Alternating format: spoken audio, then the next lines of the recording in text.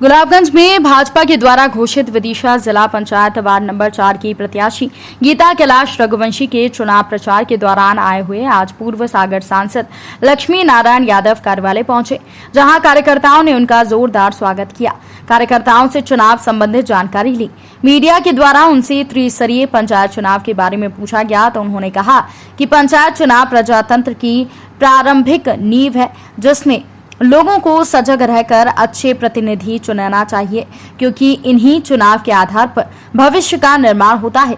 इसलिए जनता को ऐसे योग्य व्यक्ति को वोट देना चाहिए जो उनकी समस्या का समाधान कर सके, क्षेत्रीय विकास कर सके।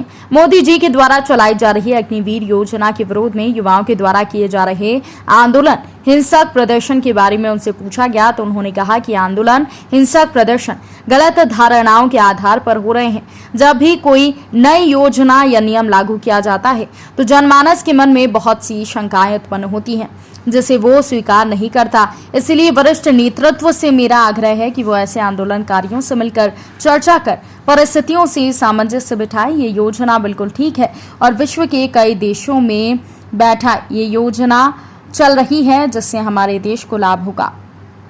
त्रिस्तरीय पंचायत चुनाव के बारे में क्या कहना चाहेंगे?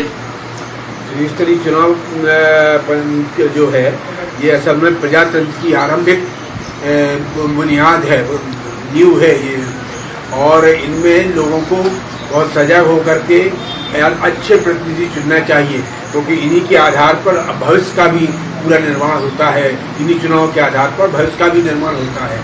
इसलिए मैं तो यही कहूँगा कि लोगों को योग्य और भविष्य में जिनसे अच्छी संभावनाएं हैं, जो आप ऊपर बैठ सकें, ऊपर जा सकें, लोगों से बात कर सकें, खेत के विकास के लिए काम कर सकें, तो उनके लिए वोट देना चाहिए जनता को, ताकि क्षेत्रों का विकास ठीक से हो सके, जनता की समस्याएं कम हो सकें।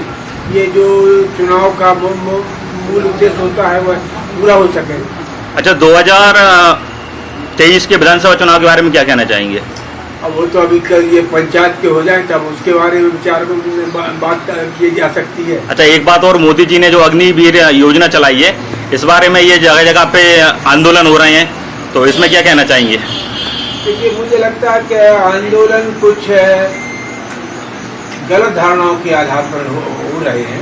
ये बात भी सही है कि जब कोई कार्यक्रम, कोई नई चीज इंट्रोड्यूस की जाती है तो आम तौर पर मनुष्य का मानस ऐसा होता है कि उसको स्वीकार नहीं करता और उसमें बहुत सी शंकाएं उत्पन्न होती हैं। मुझे लगता है यही स्थिति इसमें है।